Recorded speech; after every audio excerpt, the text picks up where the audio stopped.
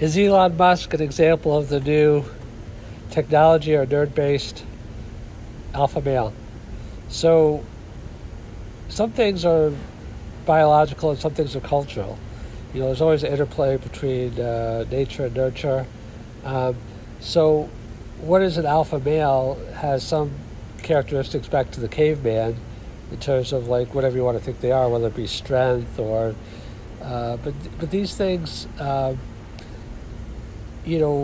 vary culturally over time. So what it means to be strong in the caveman days in terms of physical strength, now you can be the strongest person, but you can be pumping gas for a living. Not that there's anything wrong with that, but strength, in the 1800s might have been that you had dexterity with a gun in the Wild West.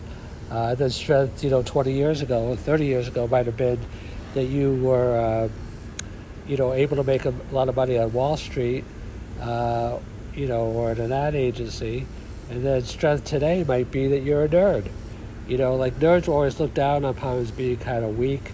I don't mean by me, and I'm not saying all people felt that way, but just the stereotype of like, there's such a nerd. It was kind of a put down. But nerd is kind of like, a compliment now, because a lot of the millennials and generations X, Y, Z, I'm not sure which one it is, just grew up with technology, and it's seen as a real strength now. Like people that master technology, like the Elon Musk of the world and the Mark Zuckerbergs and Larry Pages. You have to have good business sense also, because just technology by itself isn't going to make you a lot of money. But these are really like the new alpha males now, and alpha females, for the tech executives. So many more women, there was a drop off for a while, but many more women are becoming tech CEOs, engineers, things of that nature. So it's not just one gender. So when I say alpha males, I mean alpha,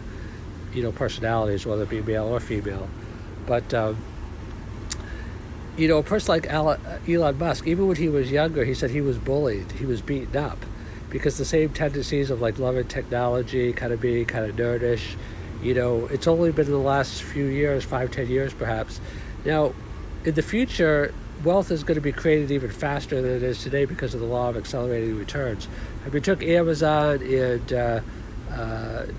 like 25 years now to get up to $1 trillion. The blockchain companies, the top AI companies make it to $1 trillion in 5 years or 10 years or 3 years.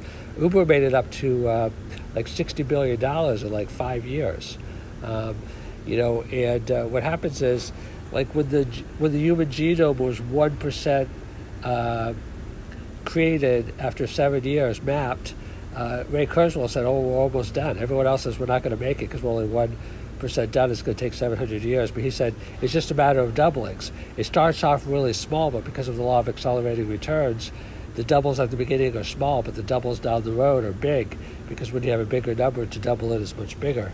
So the whole idea of technology, the digital divide, so basically the wealth gap is largely a skills gap. There's a lot of other factors into it, because we don't have pure markets. They're manipulated in a bad way sometimes, so I'm not saying it's just pure markets, but to some degree, the wealth gap is a skills gap, and the skills gap is a knowledge gap. And the knowledge gap, by and large, in many ways, significantly, is a technology gap. Those who profit from technology versus those that don't. So I'll say it one more time. And again, this is not counting manipulation of markets and other things, but the income gap is largely a skills gap, or significantly, maybe not largely. The skills gap is significantly a knowledge gap, and the knowledge gap is significantly a technology gap. So how proficient you are in technology is going to determine a lot of things, including perhaps whether you consider an alpha male or an alpha female. The podcast you just heard was made using Anchor. Ever thought about making your own podcast? Anchor makes it really easy for anyone to get started. It's a one-stop shop for recording, hosting, and distributing podcasts. Best of all, it's 100% free. Sign up now at anchor.fm/new. That's anchor.fm/new to get started.